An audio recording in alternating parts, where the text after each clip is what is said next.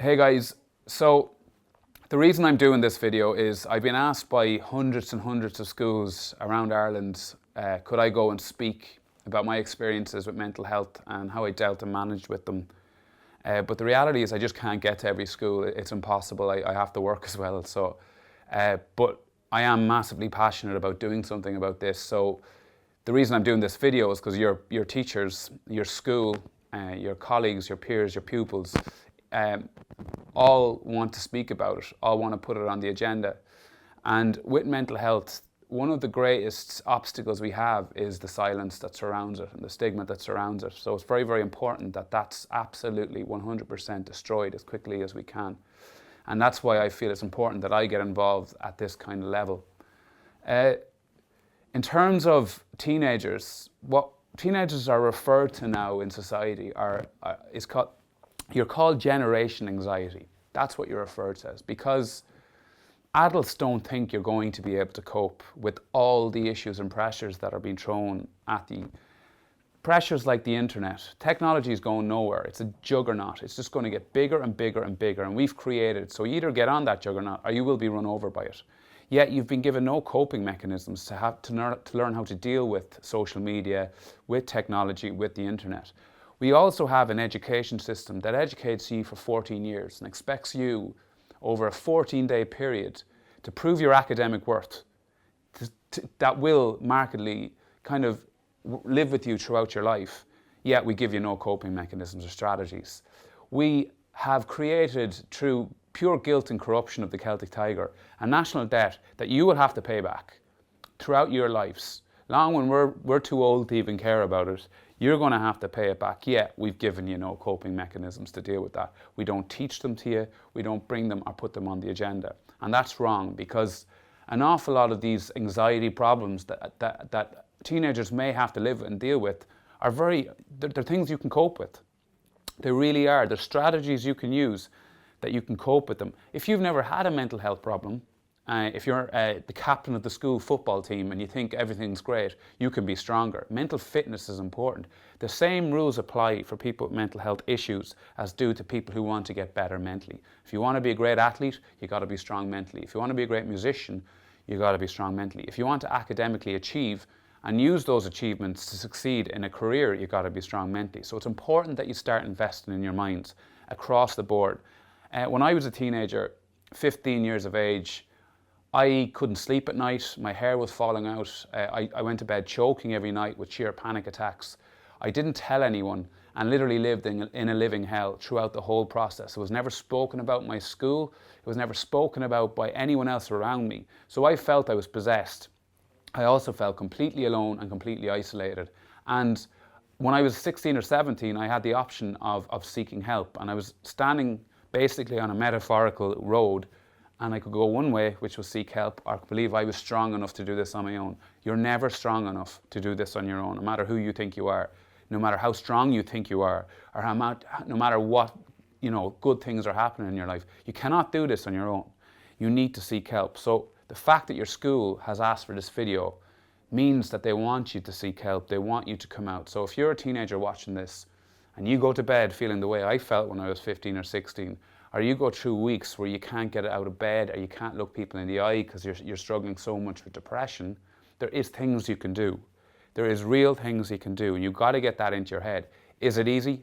Absolutely not. It's a tough thing to deal with, but the fact is it's completely dealable and manageable with. And in fact, something that I truly believe, if you use it right over your life, it can give you an edge.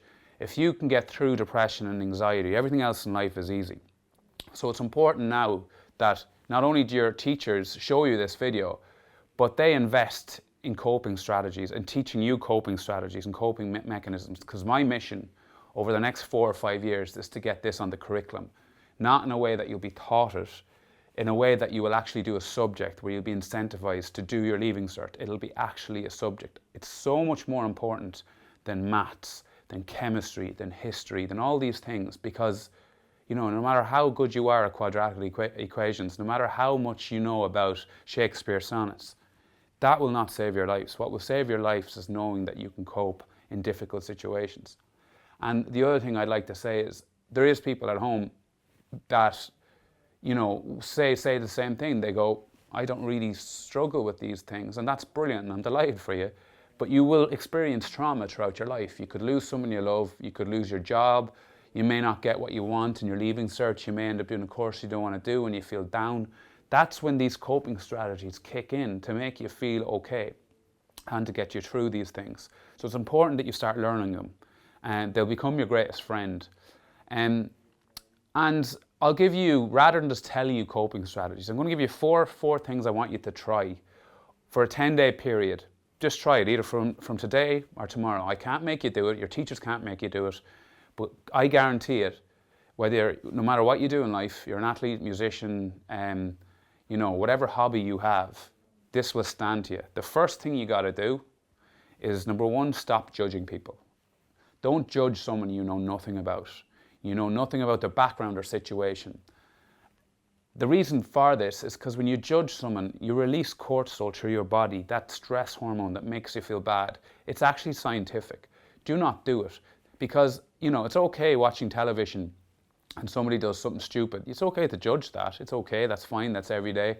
But when you don't know anything about anybody, you don't know what's going on at home, maybe what's going on in their private lives, yet you sit there and you go at them and judge them. It's not good for your head. Stop doing it. It's not good for the person that's being judged, and it's actually something that you should really, really promote in your life. The second thing is self-compassion. We're so hard on ourselves. When we do stupid things, it's absolutely okay to kick yourself in the arse and say that was stupid, because otherwise you'll never learn from doing those stupid things. But when we do really good things, we rarely sit back and celebrate it and go, well done. We rarely slap ourselves in the back and go, you know what, you did well there. Every single night when you go to bed, there's got to be one thing that you can do to tap yourself physically, actually tap yourself in the back and go, well done. Whatever your name is, well done Mary, well done John, well done Brian, whatever it is. Just, have a bit of compassion for yourself. That has a huge effect on your headspace. And when you do it, when you have compassion for yourself, it's so much easier to have compassion for others. And if you have compassion for others, you might find yourself judging them a little less, which overall turns into this circle of positivity. The third thing you got to do is get rid of anyone who's toxic in your life. Family, you can't get rid of your family. If your family are being toxic or doing things, tell them that. But if there's people in your kind of group of friends that you feel are toxic, that are constantly bitching about people, constantly saying negative, hurtful things towards people, or doing things hurtful towards people, just rid yourself of them. That toxicity, that horrible toxic chemical that goes in your stomach, is because you're surrounded by it. Surround yourself with people that make you feel good about yourself. That is a really important thing to do.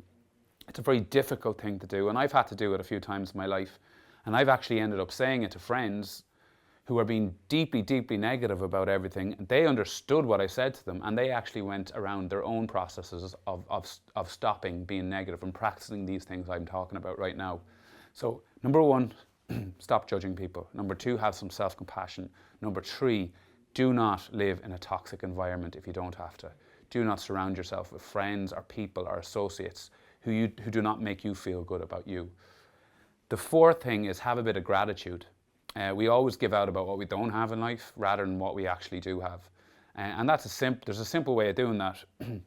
What you do is, when you wake up in the morning, just practice this. I'm just asking you to do it for 10 days. Wake up in the morning, think of 30 silly things that you're thankful for, and they can be anything from toothpaste to toast to your mother to the roof over your head, to any of these things. But basically what it does, it sets off a switch in your brain that means it's going to be a positive day. Everything's going to be positive, and you become that the energy is just positive. I know it sounds silly, but I'm only asking you to do it for 10 days. So that's gratitude. And two kind of other things that you can do is download.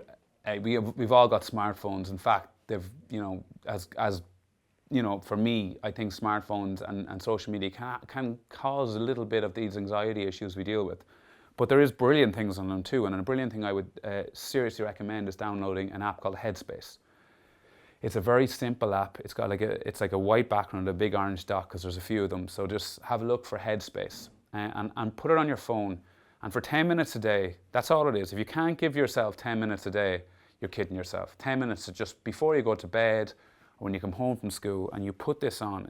The program is called Take 10, and he'll just talk you through something called mindfulness and meditation, which isn't, dressing in a robe and listening to, really outlandish, dramatic kind of whale music. That isn't meditation. Meditation and mindfulness is being aware of you and being aware of the present moment. Because one of the best things I've ever been told was people who are depressed are always thinking of the past. People who have anxiety are always thinking of the future. People who are happy are always thinking of right now. So if you can think of right now as much as you can throughout your day. And how do you do that? When you're drinking coffee or tea, just feel that coffee or tea going down your throat. Feel that nice feeling of warmth going into your chest. That's being present. When you get up in the morning and your feet hit the wooden floor or the carpet under your feet, feel that on your feet. Feel that moment, even if it's only for 2 seconds. That's being present. The more you do that, the more your mind calms down. And the fact is, your mind's racing and your thoughts going a million miles an hour. These irrational thoughts. That's really what contributes to the anxiety problems and the depression problems that we often deal with. So the key is, how do we calm our minds? How do we calm it? If you can calm your mind for 10 minutes a day, that's it. It will give you back so much more in return. So that's what I would say. You've got to invest in this mind. It's not infinite. It's going to rebel. It's going to hit you back every now and again. It's going to get pissed off at you every now and again. And it's going to make you feel down. But the key is, when it's not doing that, give it something back.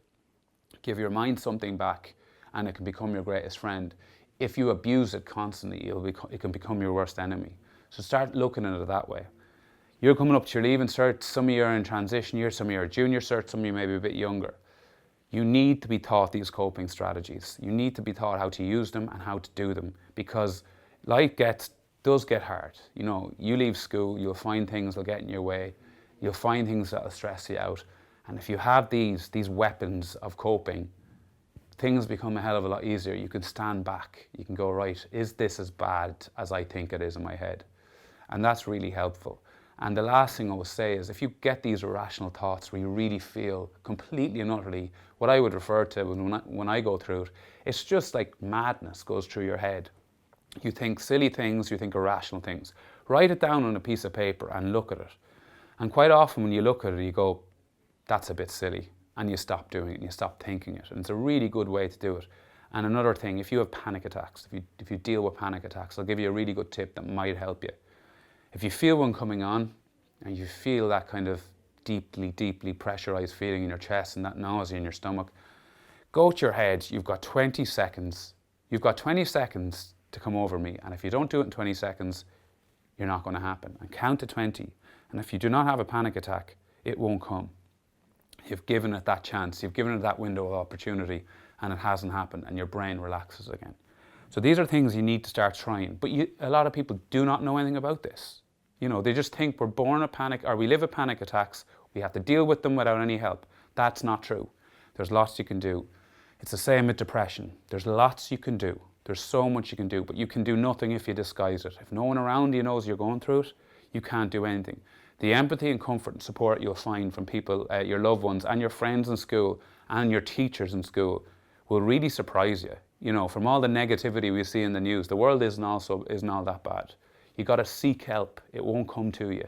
That's the biggest thing I will say. And to leave you on that is, once you do seek that help, does your depression go away? Does these anxiety issues, do these other mental health issues you may be dealing with go away? No, they don't. But it makes it so much easier to manage and deal. And remember what I said, if you do deal with them and you do have them, everything else in life is easy. Trust me in that. It gives you an edge. If you don't have them, I'm delighted for you. But I would seriously advise, start to invest in your mind to just become better at everything you do. Mental fitness is as important as physical fitness, so start practicing it. And I hope this video finds you well. Hopefully one day I'll get to come to the actual school and talk, but at the moment it's just manic and I can't. So hopefully this video will do the trick right for now, and start seeking help. Go on my website, my1000hours.com. There's loads of stories of people who will make you feel a little bit normal. You'll realize that this is an incredibly normal thing. A lot of people deal with it. Go on my website. If you want to get into physical fitness, that's another, something that can help for people. There's plenty of information on my site for that. But if you just want to engage with others who may be going through what you're going through, just come on the site, email us on info@my1000hours if you have a story to tell or you just want to get something off your shoulders, and we'll do our best to get back to you as quickly as we can. Thanks a million.